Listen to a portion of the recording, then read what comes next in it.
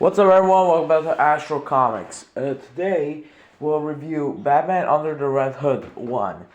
Now I read this comic. I'll say like 3 weeks ago, and I'll have to reread it again because it's pretty good.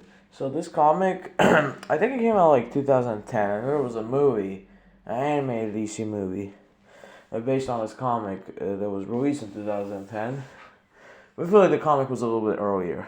So this comic was written by Jack Vinnick, Dag Mankey, and Paul Lee. I like the art, I like the writing, and now I'll go over everything that I like and I don't like. So first of all, I'll show you the art. Now we've got amazing art by Mankey and Lee. Let's see. Here we got a little bit of characters, to know a little bit about them.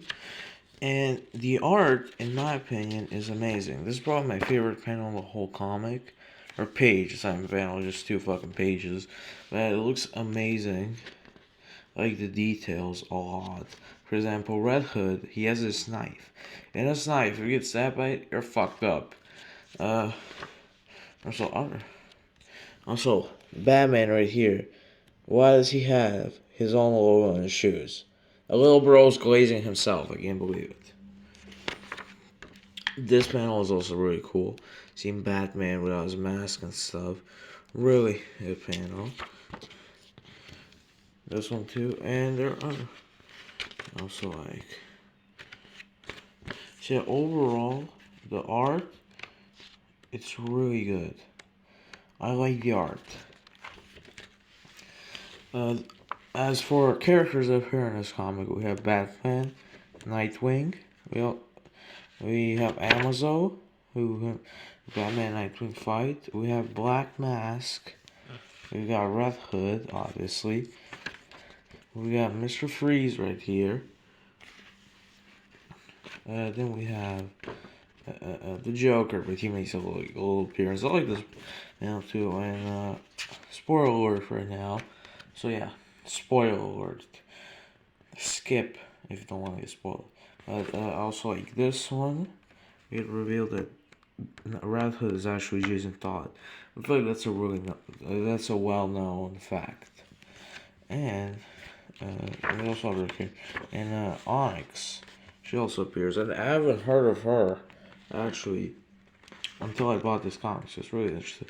Also, I know this is intentional, but this guy looks like Brad Pitt. Especially when he was Tyler Durden in Fight Club. And there's also Superman. I'll show it in a minute. Okay, there's also Superman. I'll have to pick up a Superman comic sooner or later, obviously.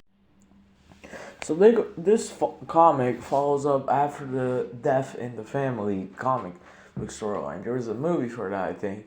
An animated one, so I recommend you check that one out. And there's also a comic that I'll have to pick it up. Because they knew the two were connected until I bought this one. So, in Death in the Family, a quick plot review. The Joker kills Jason Todd, who is a Robin, and it's believed that Jason is dead until he returns as Red Hood. Now, this Red Hood design is actually not the one in the comic. That's weird. This design is actually the original villain Red Hood. He appeared in the Joker's Origins, the first ever Joker's Origins, which is weird. Why would they add him? He's not there. Also, Cape sucks ass, in my opinion. Well, you have a cape. A little bro isn't Superman. Anyways, so after Death in the Family, a new vigilante appears on the streets of Gotham called Red Hood, who, just like Batman, fights criminals, but he kills them. And Batman always has a no-kill rule, so he views Red Hood as an art criminal. And meanwhile, Black Mask, who is the new leader of the Gotham crime scene, he tries to stop Red Hood as well because Red Hood's ruining his business. And Black Mask also hires Mr. Freeze, who I really like in his comic. He gets a new suit and everything. It's pretty freaking cool. I like Mr. Freeze in this comic a lot. So as the comic goes, Batman and Nightwing try to stop Black Mask and his business, as well as trying to find out who Red Hood is. So Batman kind of, he thinks that Red Hood's moves are too similar, or he's seen it somewhere. So he goes around, asking different people like Zatanna and Demon Etrigan, who are there any spells that can bring someone back from the dead? He then goes and asks superheroes that died, such as Green Arrow and Superman, how did they return from the dead? And I also like these little arts. I'll show you right now. Here we go. Now this one, which are basically showing, like I guess it's end of the issue or something. But this one looks really cool, and I like it a lot. There's another one. I can't really find it right now, but it doesn't matter. So there are a few things I don't like about this comic. First thing is, Black Mask, who's supposed to be the main antagonist, he doesn't do shit in this comic, okay? He doesn't do shit. He sits in his office all the time, just talking on the phone, talking to someone, talking to Mr. Freeze. Fuck. Like, dog, do something. You're supposed to be the mafia boss. You're supposed to be the one who's fighting Batman. And also, I like how the comic feels too short. It doesn't feel... It feels too fast. But it is pretty... It has a lot of pages, as you can see. Which, they're good. That's good. So the comic ends with Batman and Red Hood fighting. So we actually saw that fight at the start of the comic, like I showed you right here. However, I see a little bit of backstory, and then near the end, and then at the end of the comic, they fight, and we get back to that, to the start. And as Batman is in the alleyway, defeated, turns out it's none other than Jason Todd himself.